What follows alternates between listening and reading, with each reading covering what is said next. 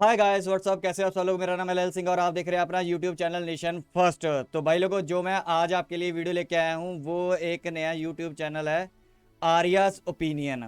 तो मैंने उनका देखा कि इन्होंने वीडियो बनाते हैं।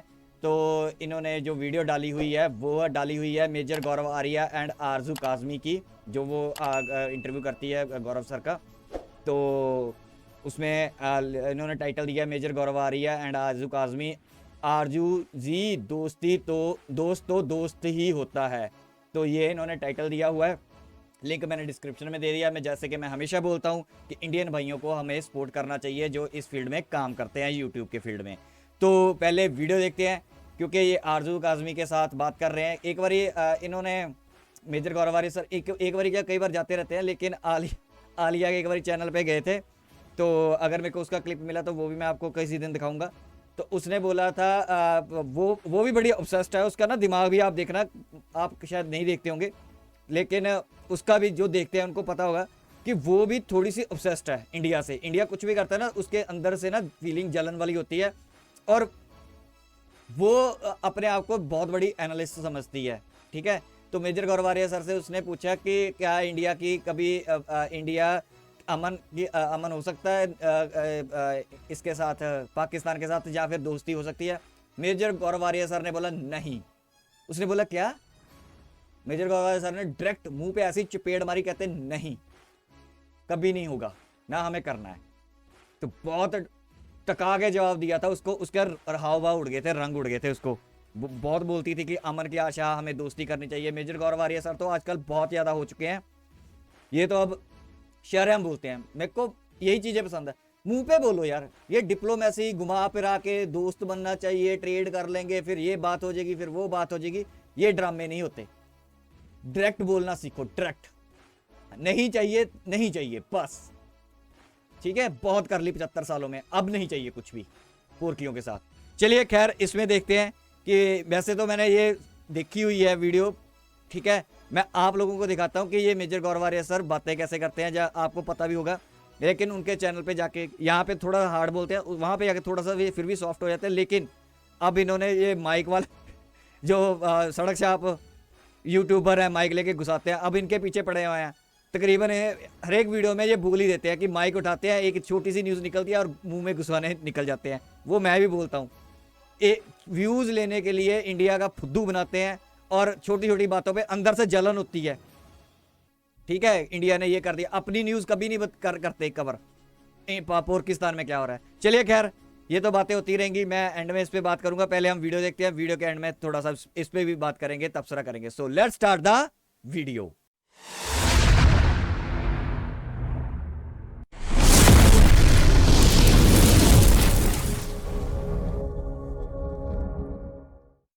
तो आपको क्या लग रहा है कि अभी फिर बाजवा साहब जो अमेरिका गए थे और वहां से बातचीत करके आए हैं, तो नए आर्मी चीफ अपॉइंट करने की बात की गई थी, या आपके ख्याल से एक्सटेंशन लेने की बात की गई? और साथ साथ कि इमरान खान का अब क्या होगा? ये जो बार बार ऑडियो लीक्स आ रही हैं, इससे फर्क क्या पड़ता है गवर्नमेंट को?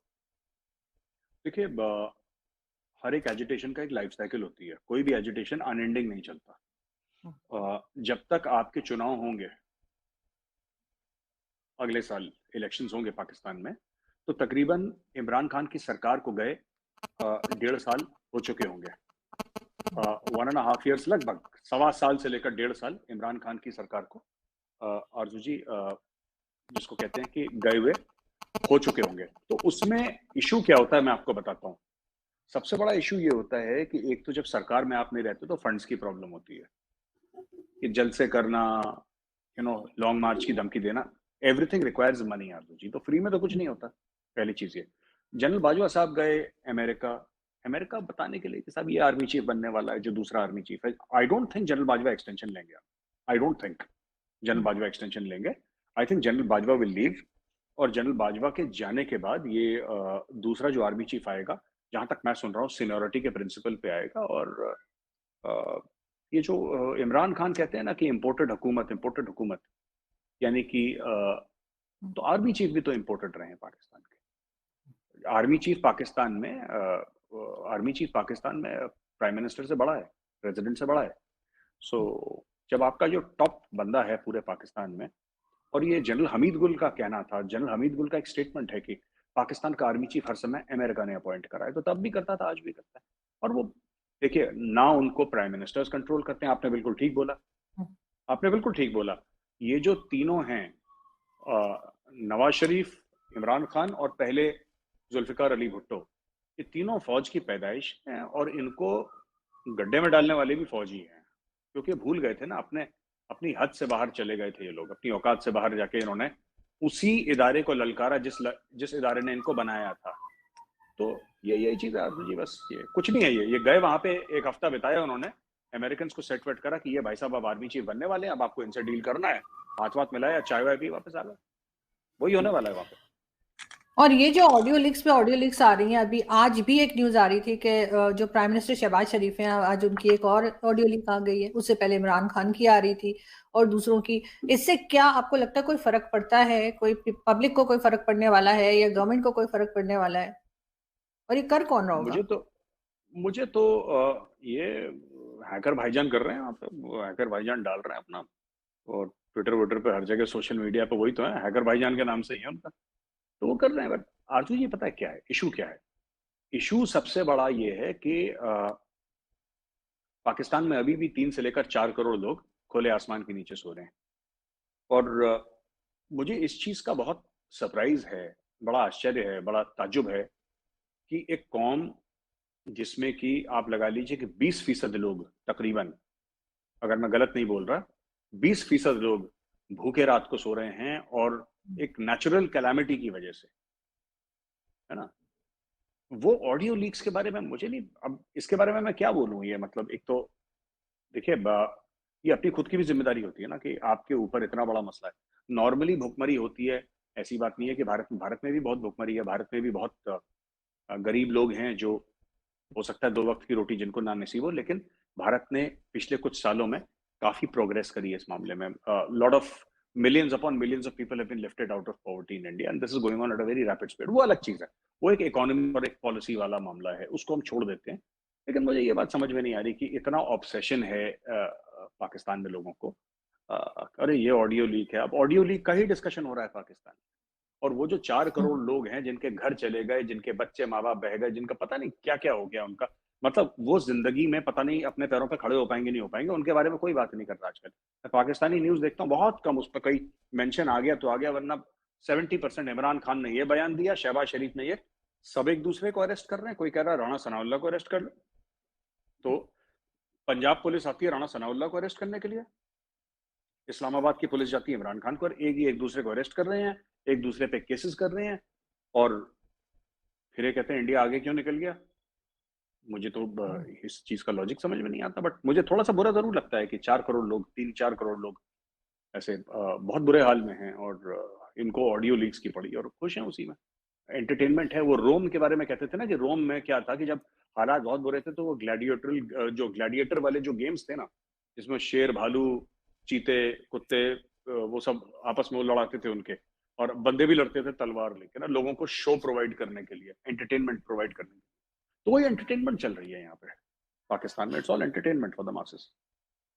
बिल्कुल ऐसे ही लग रहा है, क्योंकि वाकई में फ्लड वालों के लिए बहुत कम बात हो रही है। कहीं कहीं कर लेते हैं दिन में 2-4 बार, लेकिन हमारे प्राइम मिनिस्टर हों चाहे हमारे फॉरेन मिनिस्टर हों, जहां पर भी जाते हैं, किसी भी कंट्री में जाते हैं, वहां जाके कश्मीर की बात करते हैं। ये बात आपसे मेरी पहले भी कई बार हुई है कि हर जगह जाके कश्मीर करते हैं।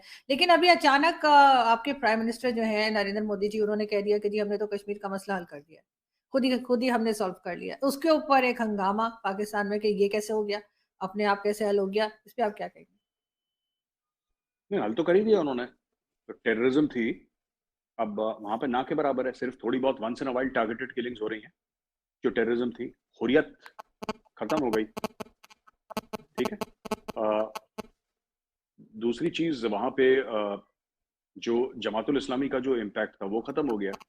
जो पुरानी पॉलिटिकल लीडरशिप थी वहां पे, जिसने पूरा का गंद डाल रखा था अपने पूरे सिस्टम के अंदर, वो पुरानी लीडरशिप खत्म हो गई। तो अर्जुन जी क्या है, मतलब इसमें बचा क्या है? बस वही बचा है, वो पाकिस्तान ऑक्यूपाइड कश्मीर और गिलगित बाल्टिस्तान, बस ये बचा है। बाकी तो मुद्दा सब मोदी जी ने सेट कर ही दिया 370-35 से हटा के। है क्या वहां पे? तरक्की नहीं हो तो रही है, अकेले लोगों ये के क्लेम पास। कर सकते हैं, वो अकेले ये क्लेम कर सकते हैं बगैर पाकिस्तान को इन्वॉल्व किए? आपके ख्याल से ये इशू ऐसे सॉल्व हो जाएगा कि मोदी जी कह देंगे हो गया तो हो गया? हाँ कर तो दिया, क्या मतलब गलत क्या? आप बताइए मुझे, मैं यहाँ पे हूँ आपके सवालों का जवाब देने के लिए, पूछिए उनको। देखिए नहीं, मैं एक बात वो बताऊं तो आपको, जी। वो पाकिस्तान को, आप कह रहे हैं पाकिस्तान को इन्वॉल्व करने की बात कर रही हैं इसमें। इन्वॉल्व तो दूर की बात है, वो पाकिस्तान का नाम नहीं ले रहे, वो इन्वॉल्व क्या करना है उन्होंने, वो नाम तक नहीं लेते। वो तो कहते हैं बगल वाला मुल्क। तो सर पाकिस्तान का तो ये क्लेम है ना कि कश्मीर हमारा है। तो आप एक कंट्री जो ये क्लेम कर रही है, अब सही या गलत वो उस बहस में मैं नहीं जा रही, लेकिन जो ये क्लेम कर रहे हैं सालों से, उनको अचानक से आप कहेंगे कि बस ठीक है छुट्टी करो। नहीं देखिए, बात यह है कि जो 4-5 मसले थे कश्मीर के, हम्म, उसमें से 70-80% तो सॉल्व कर दिए हैं। अब बात यह है जो टेरिटरी की, जो पाकिस्तान ने ऑक्यूपाई कर रखी है, पीओके गिलगिट बाल्टिस्तान, उसका है, उसका भी मैटर सॉल्व होगा। वो ऑलरेडी हमारे पार्लियामेंट में है वो चीज, तो उसका भी मैटर सॉल्व होगा। बाकी सब सॉल्व कर दिया है। जहां तक कश्मीर की प्रॉब्लम थी टेररिज्म की, काफी हद तक मैं कह रहा हूँ 90-95% वो कम हो गई है।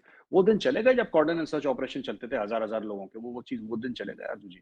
वो लुटपिट गए वो दिन, बहुत पुराने। पत्थरबाजी बंद हो गई, जमातुल हम्म। इस्लामी का सड़क पे आना और लोगों को भड़काना वो बंद हो गया, हुरियत का कैलेंडर निकालना बंद हो गया। अब क्या करते हैं ये टेररिस्ट लोग? कोई कोई कश्मीरी पंडित है, उसकी पीठ पे गोली मार दी, भाग गए। एक लेवल ऑफ वायलेंस है कश्मीर में, but level of violence Bengal में भी है, उत्तर प्रदेश में भी है, दिल्ली में भी है, तमिलनाडु में भी है, केरल में भी है, राजस्थान में भी है, बॉम्बे में भी है, हर जगह है। भारत में इतना बड़ा मुल्क है, तो ऐसा कुछ नहीं है जो वहां पे तीर मारा जा रहा है कश्मीर में। चीजें बिल्कुल सेट कर दी है मोदी जी ने, काफी हद तक सेट कर दी है। सिचुएशन परफेक्ट नहीं है, सिचुएशन परफेक्ट नहीं है, पर कि दिल्ली में परफेक्ट है, या फिर गोवा में परफेक्ट है, या फिर कहीं कहीं और तीसरी स्टेट में परफेक्ट है, पर जैसे नॉर्मल चल रहा है वैसे चल रहा है। तो वो देखिए, बात ये है ना कि मैं आपको बताता हूँ, ये एक तरीका है सोचने का कश्मीर के बारे में।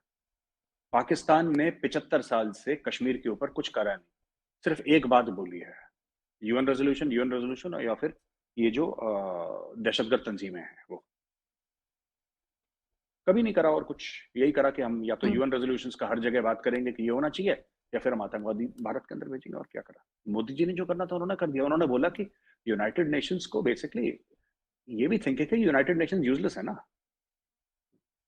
दो कौड़ी का तो रहा नहीं यूनाइटेड नेशंस, करना क्या है उसका? नहीं, ऑन सीरियस नो, हमें क्या चाहिए उससे और उसको हमसे क्या चाहिए यूनाइटेड नेशन से? जब हमें चाहिए होगा तो हम देख लेंगे।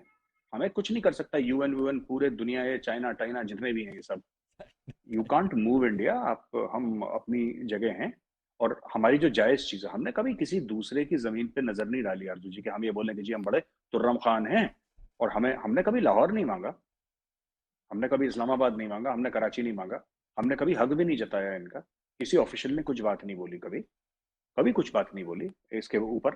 कोई ऑफिशियल स्टेटमेंट नहीं आया सोशल मीडिया पे। कभी लोग बोलते हैं वो that the government is not responsible for, it's a free country, people say whatever they want, but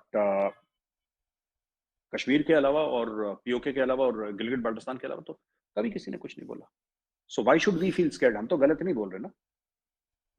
लेकिन साथ-साथ जैसे डॉक्टर जयशंकर ने बात की, उन्होंने उनकी अगर स्टेटमेंट को लिया जाए, तो ये समझ में आता है कि यूएस और वेस्टर्न वर्ल्ड जो है, उससे कुछ नाराज़गी लगती है।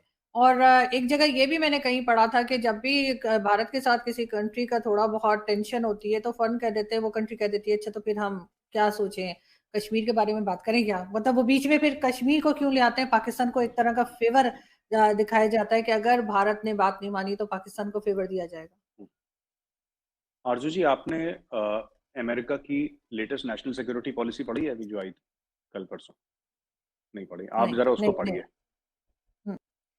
मैं बीच में को रोक रहा हूँ, ये मदरसा छापा किसको बोल रहे हो? ये इधर उधर से न्यूज़ सुनते हैं और प्रशांत धवन की ज़्यादातर न्यूज़ सुनते हैं, या फिर इधर उधर से न्यूज़ें देखती है, यूट्यूब पे ही देखती है, और मेजर गौरवारिया सर को ये फॉलो करती है। जब भी वो वीडियो बनाते हैं उसके बाद ये तुरंत 2 या 3 दिन में ये मेजर गौरवारिया सर को अपने चैनल पे बुला लेती है और उसी में से क्वेश्चन बोलती रहती है। पढ़ के तो बैठ रहे हैं, क्योंकि पढ़ने का तो, जैसे मेजर गौरवारिया सर खुद बोलते हैं कि पढ़ने का तो इनको शौक ही नहीं है।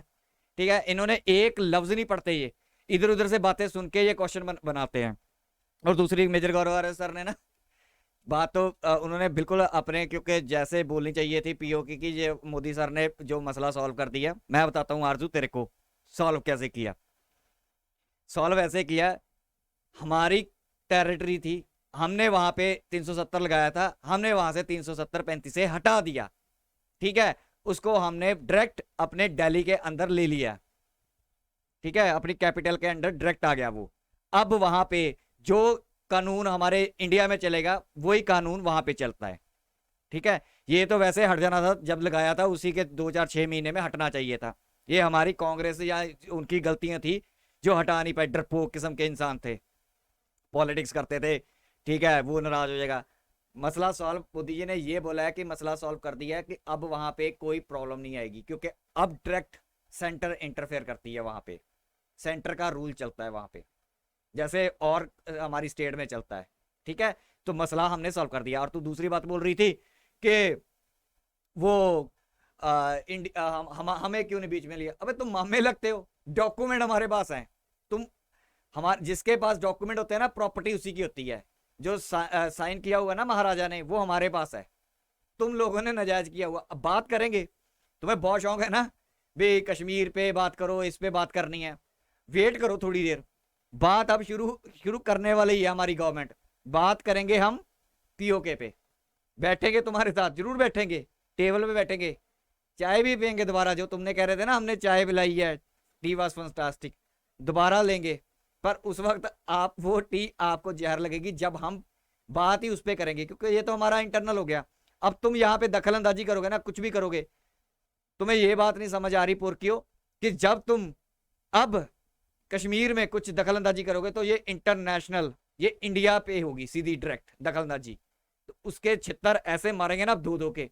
ये मसला सॉल्व कर दिया मोदी जी ने। अब बात समझ आई? तो डायरेक्ट बात ये है कि मसला सॉल्व, सब कुछ ओके। इन्होंने जैसे तुम पंजाब में कुछ टेररिज्म कराते हो तो वो इंटरनेशनल टेररिज्म में आ जाएगा।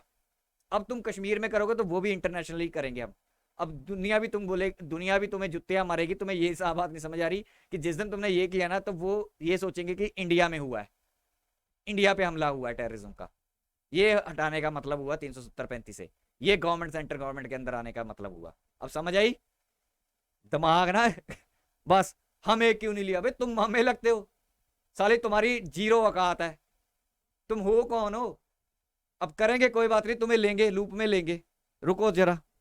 आप ही की शो में परसों आप पूछ रही थी ना मुझसे कि बड़ा ग्रैंड वेलकम करा था और बड़ा ये वेलकम करा था और बड़े आगे 2 घोड़े पीछे 2 घोड़े बीच में 3 हाथी और बड़ा सबको बड़ी इज्जत बख्शी थी और ये पाकिस्तान को वो सब। और पाकिस्तान के काफी दोस्त कह रहे थे आप नेशनल सिक्योरिटी पॉलिसी पढ़ लीजिए, आपको पता लग जाएगा।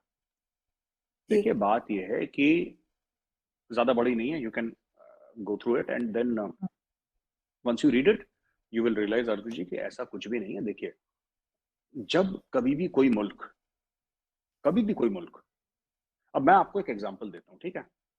पाकिस्तान आज की तारीख में चाइना के कैंप में है, ठीक है। सब लोग मानते हैं सब लोग चाइना के कैंप में, सब पाकिस्तानी मानते हैं, काफी तो खुश भी हैं कि चाइना के कैंप में। आपके ऊपर अमेरिका से प्रेशर है ना, दुनिया भर से प्रेशर है ना आरजू जी। तो मैं ये कह रहा हूं कि अब जब प्रेशर आपको लेना ही था दुनिया से, जब प्रेशर तो होगा, अगर आप अमेरिकन कैंप में होता तो चाइना से प्रेशर होता। अगर इंडिया न्यूट्रल है और फिर इंडिया के ऊपर प्रेशर है तो क्या प्रेशर तो सबके ऊपर होना है। तो क्यों ना अपनी इज्जत बरकरार करके सीधा चला जाए without going into a camp. कल हम अमेरिका को बोलते हैं कि ठीक है सब बढ़िया है, अमेरिका फिर 10 गुना ज्यादा इन्वेस्टमेंट भी करेगा और सब कुछ करेगा, यहाँ पे सब कुछ करेगा, लेकिन हमने मना कर दिया, हमने बोला नहीं चाहिए। हम हमारे जो इंटरेस्ट है, हमारे इंटरेस्ट ठीक है, जो हमें ठीक लगता है हम वो करेंगे। वो बोल दिया, सबको बोल रखा। और आज से नहीं, ये इंडिया डे 1 से कर रहा है, ये इसमें कुछ बड़ी बात नहीं है। वो तो इसलिए ना क्योंकि आपकी इकोनॉमी इतनी स्ट्रांग है कि आप ये बात कर सकते हैं। पाकिस्तान नहीं कर सकता। पाकिस्तान तो अभी भी दूसरे पैसे से चल रहा है ना, कि किसी ना किसी से लोन लेके, इसलिए ये हो सकता है कि ना कर पा रहे हो। ये गलत है। ये पाकिस्तान में हर एक पाकिस्तानी से पूछिए, कहता है कि इंडिया का मार्केट बहुत बड़ा है, इंडिया की इकोनॉमी बहुत बड़ी है। ये सब ये गलत बातें हैं। जब इंडिया की आरजू जी इकोनॉमी बड़ी नहीं थी, जब इंडिया का मार्केट इतना बड़ा नहीं था, जब इंडिया के पास पैसे नहीं थे, तब भी इंडिया ऐसे ही था। अगर आप सोच रहे हैं ये मोदी जी ने क्या करा, मैं आपको बताता हूं। मोदी जी एक रेस्टलेसनेस, एक अग्रेशन, एक स्पीड, एक डिलीवरी, एक विजन ये लेकर आए हैं, ठीक है। जो गाड़ी 40 पे चल रही थी वो 140 पे चल रही है, ये फर्क है। स्पीड बढ़ गई बहुत ज्यादा। बट अगर मैं आपसे और बातें बोलूं, अमेरिका के पास हर समय रशिया से ज्यादा पैसा था, राइट? हमारे लिए ठीक। आसान नहीं था कि हम जाके वेपन्स अमेरिका से बोलें कि हमें दे दीजिए, हम चाइना के खिलाफ खड़े हैं, आपको चाइना से प्रॉब्लम है। 60-70s में भी तो चाइना के खिलाफ प्रॉब्लम शुरू हो गई थी अमेरिका की, क्योंकि चाइना कम्युनिस्ट कंट्री थी। हो सकता था, हमने नहीं करा। तो बात इकोनॉमी की नहीं है आरजू जी। और ये जो इकोनॉमी के बारे में इतने पाकिस्तानी बोलते हैं कि इकोनॉमी अच्छी, ये किसने अच्छी करी? अमेरिका ने थोड़ी ना अच्छी करी, तो हमने खुद अच्छी करी है। तो अगर हमारी मेहनत, हमारे पसीने के पैसे हैं, तो फिर हम इस पे गुरूर क्यों ना करें? तो हमारे कमाए हुए हैं, हमें थोड़ा ना किसी ने खैरात में दिए हैं पैसे कि जी आप ये पैसे ले लीजिए। हमने कमाए हैं, अपनी मेहनत से कमाए हैं। और ऐसी भी रातें थी जब यहाँ पे लोग पेट पे पत्थर बांध के सोते थे, तो वो हम भूले थोड़ा ना है। और रशिया हमारा दोस्त है, हम रशिया को सपोर्ट करेंगे जहां तक हमें लगेगा कि रशिया ने जायज करा है। जब रशिया से बात करनी होती है तो हमने पब्लिक प्लेटफॉर्म पे, अकेले कमरे पे नहीं, जैसे इमरान खान साहब कहते थे शिंजियांग के बारे में, हमने चाइना से अकेले कमरे में छुप के नहीं, सबके सामने एससीओ में बोला कि this is not an era of Wars, आप लड़ाई वड़ाई ना करें, गलत है। वो भी बोला है। लेकिन अगर आप चाहते हैं, ये वेस्ट कंट्रीज ये चाहती हैं कि हम रशिया को कंडेम करेंगे, तो रशिया को कंडेम नहीं करेंगे, है ना? आज जो कल का दोस्त है, आज हमारे पास पैसे हो गए तो हम पुराने दोस्तों को भूल जाए, ऐसा कैसे? ऐसा थोड़ी ना होता है। दोस्त फिर दोस्त होता है। बिल्कुल। यहाँ तक होगी वीडियो खत्म। यहाँ पे आपने देखा तो एंड का डायलॉग था, दोस्त दोस्ती होता है, जो पुराना दोस्त होता है वो दोस्ती होता है। मैं हमेशा वही बोलता हूँ कि वो रशिया में भी बहुत ज़्यादा मशहूर है कहावत कि 100 नए दोस्तों से एक पुराना दोस्त ज़्यादा बेहतर होता है। ठीक है, तो ये पुरकी ना, ये खास वैसे तो वीडियो पुरानी है, मैंने जानबूझ के आपको दिखाई है क्योंकि कईयों को होता है कि मेरे को कई बोल रहे थे कि आरजू काज़मी का भी हम देखना चाहते हैं, लेकिन भाई हम उसके चैनल पे जाते नहीं हैं, व्यूज़ के बढ़ जाते हैं, ये है वो है। तो मैंने सोचा कि चलो ऐसे मैं आपके लिए वीडियो फिर मैं लाऊंगा, इनके क्लिप वगैरह लेके आऊँगा। पूरी वीडियो तो मैं नहीं करूँगा इनके जाके, क्योंकि ये आरजू ना, ये सारे पुरकी हरामी हैं। ये आरजू ने मेरा ट्विटर हैंडल भी बंद किया हुआ है, मेरे को पता है ये मेरे को स्ट्राइक दे देगी, जानती है मेरे को ये अच्छे तरीके से। इसने जब मेरे को ब्लॉक किया था तो ये आज से 2 साल पहले इसने मेरा ट्विटर पे ब्लॉक कर दिया था मेरे को। अब भी ब्लॉक ही हूँ, ठीक है, अब भी मेरे पास इसके इसने किया हुआ है। तो खैर चलिए, बाकी ये है कि ये जो मेजर गौरवारिया सर को बुलाते हैं, ये फ़कर हो गया, ये अपने सुमित भाई जाते हैं और जाते हैं, ये चीमचू बुलाता है, ये ना ये अंदर से जानकारियाँ इकट्ठी करते हैं कि इंडिया क्या करता है, इंडिया कैसे सोचता है, और उसको ना कुरेदने की कोशिश करते हैं, क्योंकि दिमाग तो इनके पास है नहीं अपना खुद का कि इंडिया काम कैसे करता है। इनको ये सीखते हैं कि इंडिया, वैसे इनकी औकात तो है नहीं क्योंकि ये गवर्नमेंट तो चला नहीं रहे, ठीक है, औकात है नहीं इनकी कि आगे ये पॉलिसी ये बना लेंगे, लेकिन ये सीखने के लिए बुलाते हैं। और देखो कितने बेवकूफ़ वाले आप, ये सारे करते हैं, ये चीमचू भी करता है हरकतें, ये सारे जितने भी आप यूट्यूबर देखोगे ना, इनके जो बड़े एनालिस्ट बने बैठे हैं, जहाँ अपने आप को एंकर बने बैठे हैं यूट्यूबर पे, ये ठीक है, तो मदरसा साहब जितने भी यूट्यूबर हैं, बीच में कमर चीमा भी है, तो ये एक्चुअली में ना बड़े बेवकूफ़ वाले क्वेश्चन पूछते हैं, बड़े बेवकूफ़ी वाले। अब जैसे इसने पूछ लिया, आपने देखा कैसे कैसे क्वेश्चन पूछ रही थी, जय शंकर ऐसे वो ऐसे, ठीक है, ये कैसे कर लेते हो तुम, ना कैसे कर देते हो तुम, हाँ कैसे कर देते हो तुम्हारे। अच्छा देखो कितनी बेवकूफ़ वाली बात है, इंडिया के पास पैसा है, मिस्टर गौरवारे सर ने बिल्कुल सही बोला, हमारे पास जब पैसा नहीं था तब भी नहीं, ये वो नहीं देखते इनको, क्योंकि ना बंदा हिस्ट्री से सीखता है। इनकी हिस्ट्री क्या है 75 साल की, इनको क्या पता इंडिया ने क्या क्या सहा है, ठीक है। तो ये सोचते हैं कि दुनिया ना एड़ पे चलती है, दुनिया भीख पे चलती है, सारी दुनिया भीख पे चलती है। इनको ये नहीं पता मेहनत का नाम, एक मेहनत भी होती है, उसका भी कोई नाम होता है, उससे पैसा कमाया हुआ हमेशा बंदा गुरूर से रहता है। आज हम गुरूर से क्यों बोलते हैं कि हमारे पास पैसा है? इनको लगता है पाकिस्तानियों को कि ये घमंडी हो गए हैं। भाई घमंडी नहीं है, हमें गुरूर है कि हमने ये काम किया है,